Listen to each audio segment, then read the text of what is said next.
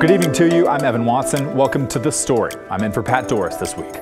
All this week on our show, we're diving into Oregon's mental health crisis.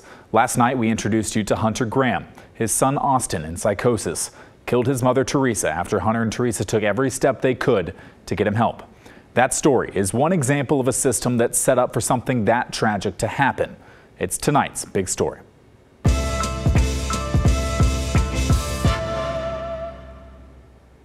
The reality is, Oregon has effectively criminalized severe mental illness over the last 5 years, often waiting for someone to commit a crime before they can be mandated into treatment.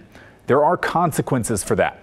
Hospitals are pushing back, and Oregon now stands out from the rest of the country.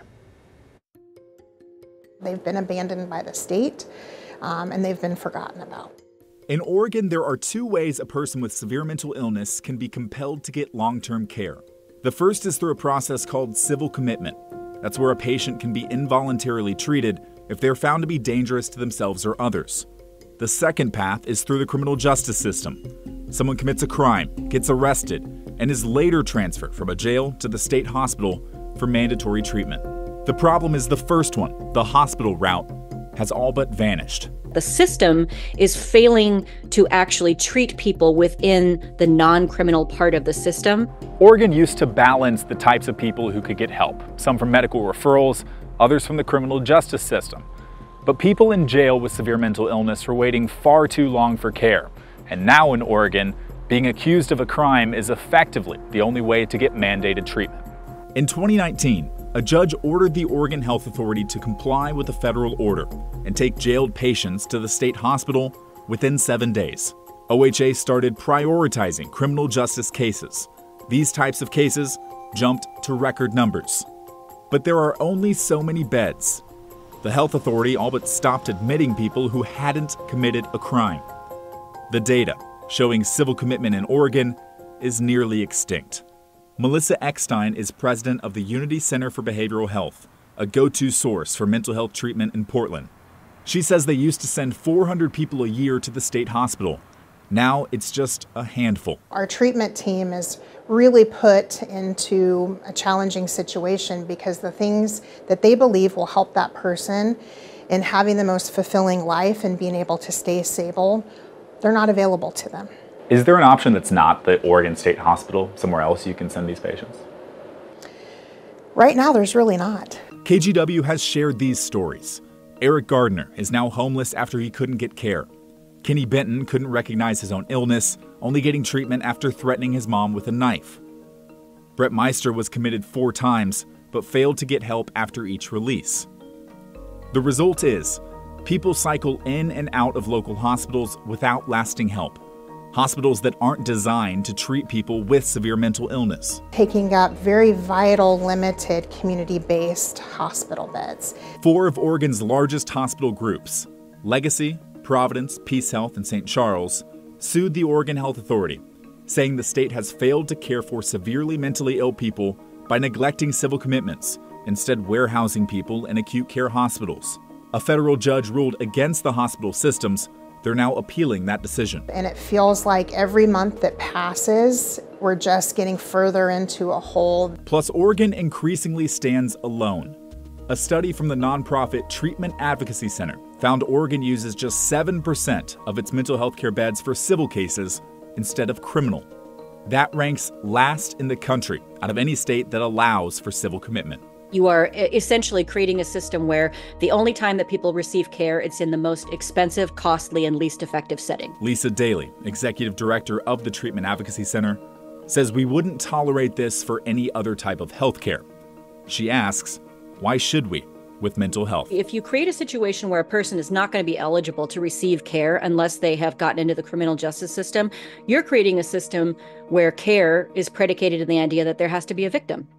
I don't think that makes any sense, and I don't think most people would agree that they want that.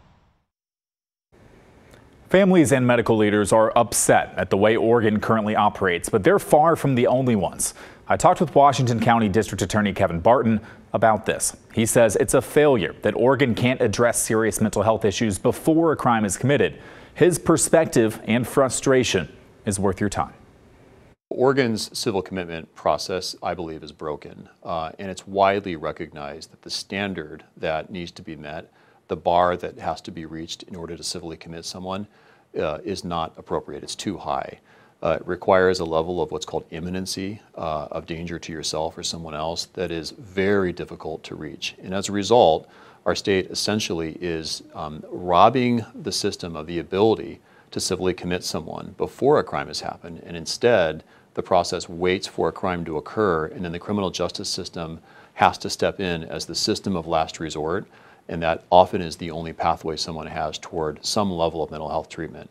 That is an absurd way of approaching this issue. I think most people recognize there's a problem there, but there's a lack of political will and a lack of leadership to actually address that problem. Instead, we have work group after work group after work group that talks about the issue and agrees that there's an issue here that needs to be addressed, but nothing actually happens to fix it, and I find it incredibly frustrating. So we want to know, how do you feel about this story in Oregon's standard of care? Maybe you have an example of how the mental health care system in Oregon has failed you or a loved one.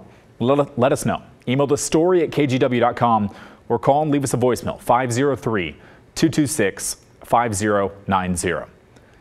And tomorrow on the story, a Portland family couldn't get lasting mental health treatment for their son in Oregon, but they did in New York, and that changed everything.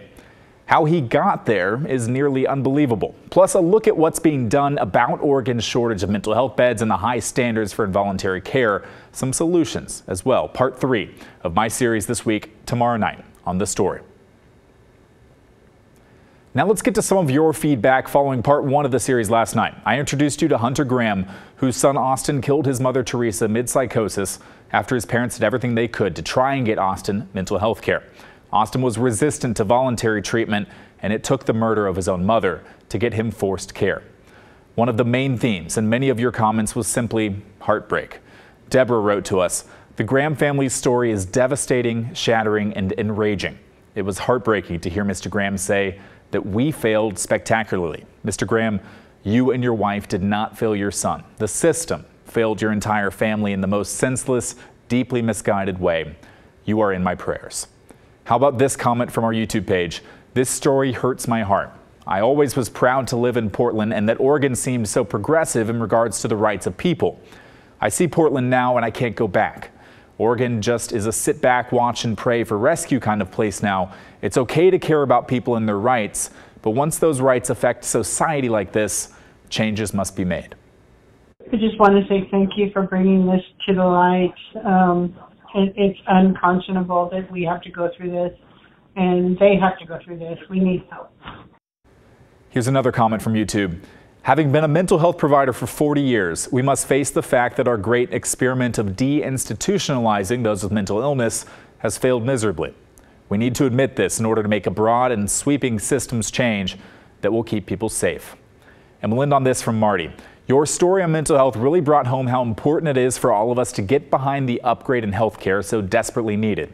My heart broke to hear about the story about the mother killed by her son. And they were trying so hard to help him. What a hard story to share. Thank you for making that point." And if you missed any of my previous Uncommitted coverage, you can catch up right now on KGW Plus. That's our free streaming app available now on Roku, Amazon Fire, and Apple TV. And if that doesn't work for you, we have a new landing page on our website where all of the published Uncommitted stories from the past year and a half are featured. Just head to kgw.com/uncommitted or head to the KGW YouTube page and find the Uncommitted section. Up next on The Story, we've profiled all kinds of things that have happened on Portland streets when it comes to our homeless crisis. But tonight, Blair Best brings us details on a woman who went into labor inside a tent not far from a fire station. Turns out it's not the first time it's happened. That's next when The Story returns.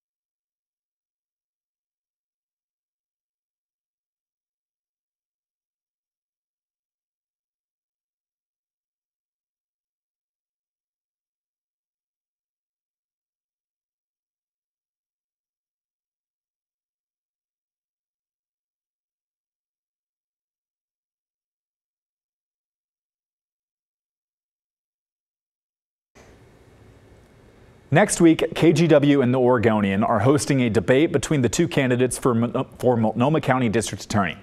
We're giving you a chance to ask questions directly to candidates Mike Schmidt and Nathan Vasquez. Record a short video on your phone, then email it to debate@kgw.com. We also have instructions on kgw.com. Tonight, the story of a harrowing scene on a downtown Portland sidewalk. A pregnant homeless woman suffering from drug addiction went into labor inside a tent only a short distance from a fire station. As Blair Best reports, first responders have been trying to get her help well before giving birth, but she declined time after time.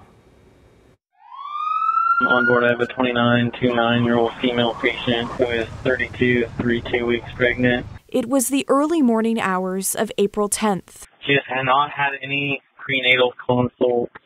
32 weeks is kind of estimated. When Youssef Amaz's partner gave birth to their daughter. Maria Youssef Amaz. She went into labor in this tent on the streets of Southwest Portland. And no pain at this time. We did use fentanyl about an hour ago. It's hard, you know. Nobody helped. Homeless and addicted to fentanyl. She has a drug problem, okay. Big deal, you know. Everybody do drugs, you know. Youssef says his partner did not want to go to the hospital. He called 911 anyway. She was bleeding a lot, and plus the cord, the baby cord went around the neck. Video sent to KGW from a bystander shows the moment first responders got to their tent. She said, no, and after I said, no, she was bleeding a lot. I said, you need to go to the hospital. 12 days later, the baby is still in the hospital. Doctors could not give us an update. The mother is back on the streets. We met her, but she did not want to talk with us on camera. Youssef showed us the lining of their tent, still stained with blood. He tells us this was not the first time she gave birth on the streets. This is the second baby now. I got a pregnant again. I have 2 babies with her. It's tragic, and what that addiction does, it really alters their ability to really hover over the top of their current situation and make good decisions for themselves. The Portland Fire and Rescue has been called to help this woman 6 times in the past 2 weeks. 4 of those calls were to connect her with treatment and housing.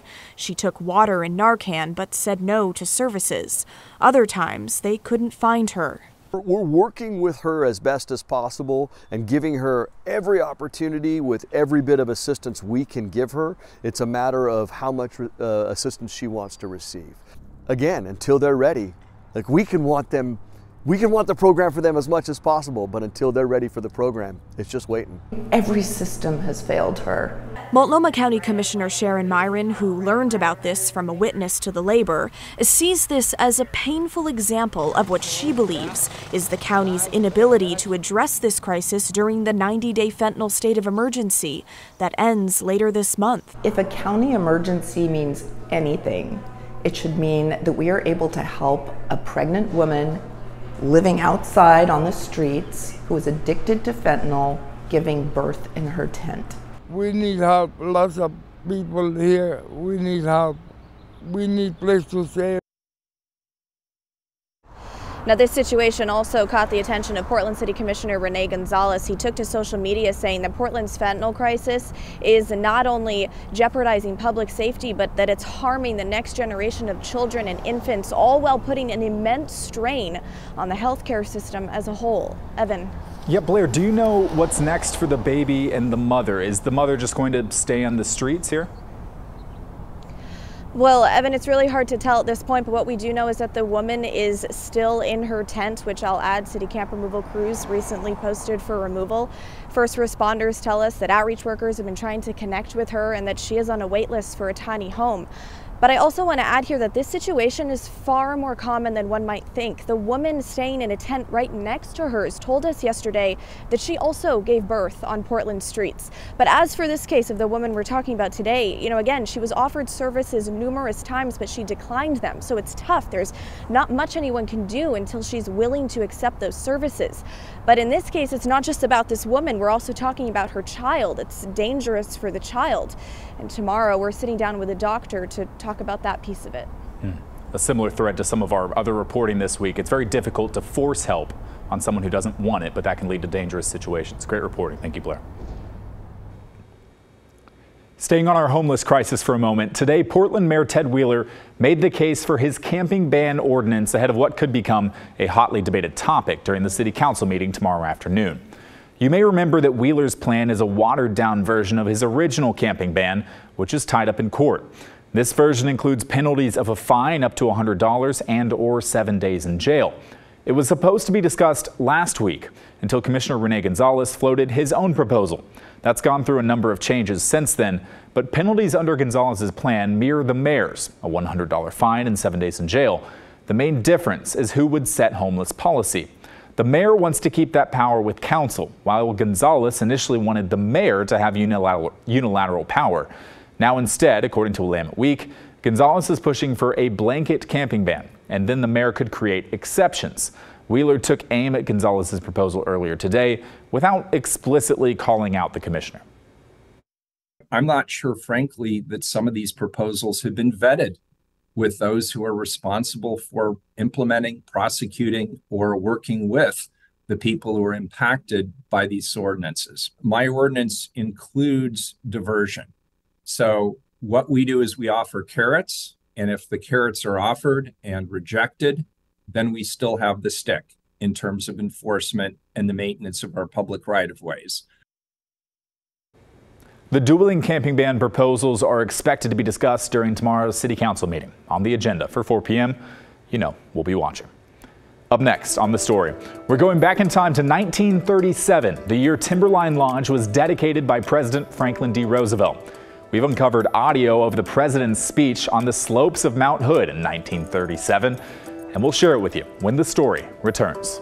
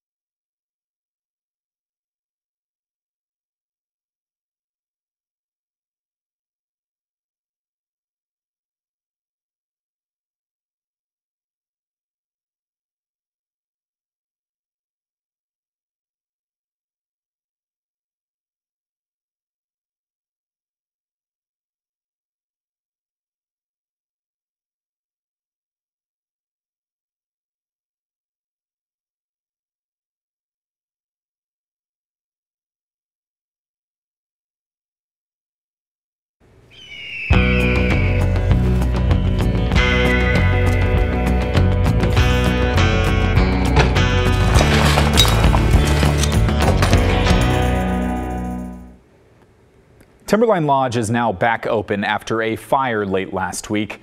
Many longtime Oregonians understand the significance of Timberline, an iconic structure built in the 1930s in the waning years of the Great Depression. Billed as an icon of the Works Progress Administration back then, it's lived up to that hype and then some. And it all began on a September day in 1937 when the President of the United States, Franklin D. Roosevelt, dedicated the lodge. The audio of his speech from that day finally uncovered in the archives. Here I am on the slopes of Mount Hood, where I've always wanted to come. September 28, 1937. After dedicating the Bonneville Dam some 70 miles away, I am here to dedicate. President Franklin D. Roosevelt made the trip up Mount Hood to dedicate the jewel of the Works Progress Administration. Timberline Lodge, Mount Hood National Forest, dedicated September 28, 1937, by the President of the United States, as a monument to the skill and faithful performance of workers on the rolls of the Works Progress Administration. Roosevelt's New Deal made it possible as the country struggled under the weight of the Great Depression. Sitting at an elevation of 6,000 feet, the structure that spans some 55,000 square feet rises out of the south slope of Mount Hood with its unique Cascadian architecture. Construction took just 15 months. The heart of the lodge, the 800,000-pound stone chimney. This Timberline Lodge marks a venture that was made possible by the WPA, Emergency Relief Work, in order that we may test the workability of recreational facilities installed by the government itself and operated under its control. Here to Mount Hood will come thousands and thousands of visitors in the coming years. Those words from 1937, presidential prophecy. Now Timberline Lodge sees nearly 2 million visitors a year.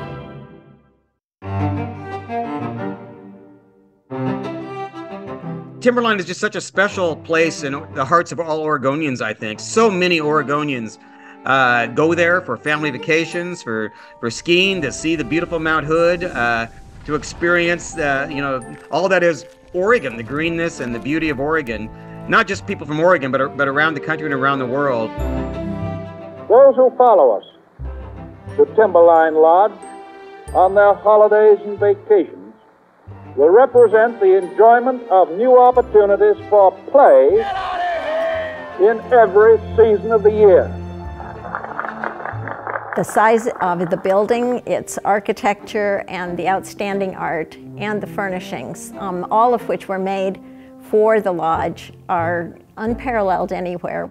And I mention specially every season in the year because we as a nation, I think, are coming to realize that the summer isn't the only time for play.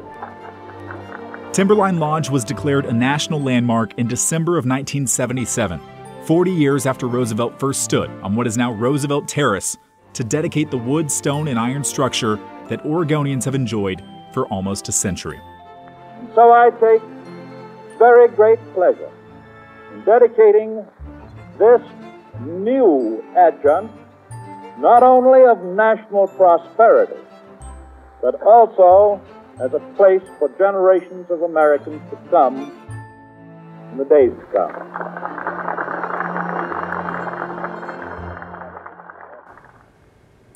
The summer isn't the only time for play. If you have any Timberline memories from past or present, send them our way. We'd love to hear about it. Email the story at kgw.com or call and leave us a voicemail, 503-226-5090. That is the end of our show tonight. Thank you very much for watching and joining me. The good stuff is coming away next, and I'll be back here tomorrow with part 3 of this Uncommitted series. This one's truly unique. A Portland man who struggled to get help in Oregon finally found it in New York. How he got there is nearly unbelievable. I hope you join me tomorrow night, and I hope you have a good night tonight.